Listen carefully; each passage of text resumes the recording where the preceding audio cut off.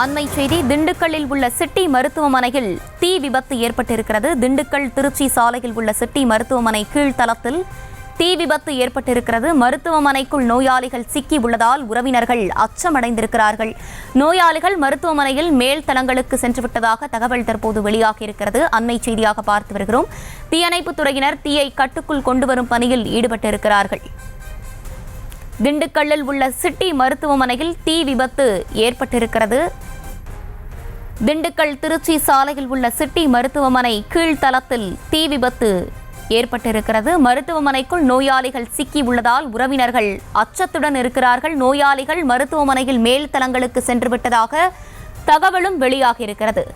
தீயணைப்புத் துறையினர் தீயை கட்டுக்குள் கொண்டுவரும் பணியில் ஈடுபட்டிருக்கிறார்கள்.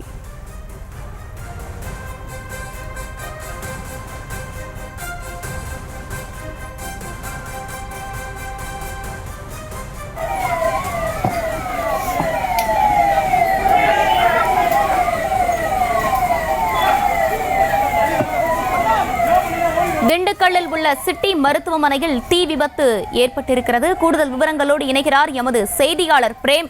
பிரேம், வணக்கம். இந்த தீ விபத்திற்கான காரணம் என்ன? நோயாளிகளின் நிலை என்னவாக இருக்கிறது? முழு விவரங்கள்.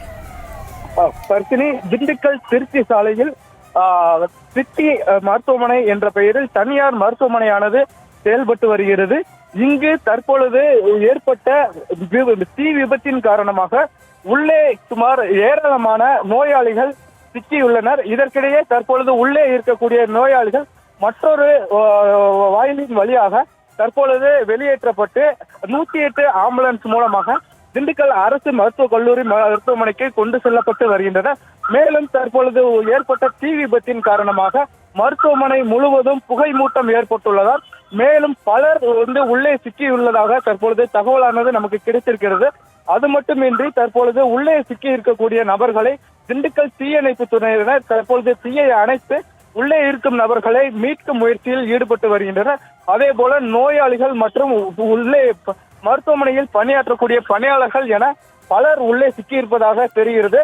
மேலும் தற்பொழுது மின்சாரமானது மருத்துவமனையில் துண்டிக்கப்பட்டுள்ளதால் உள்ளே வேறு எத்தனை பேர் சிக்கியிருக்கிறார்கள், யார் யார் சிக்கியிருக்கிறார்கள் என்ற விவரங்கள் பின்னர் தெரிய வரும். ஹர்ஷினி, தற்பொழுது இந்த சம்பவத்தால் திண்டுக்கல்லில் பரபரப்பானது உருவாகி இருக்கிறது. ஹர்ஷினி, விவரங்களுக்கு நன்றி பிரேம்.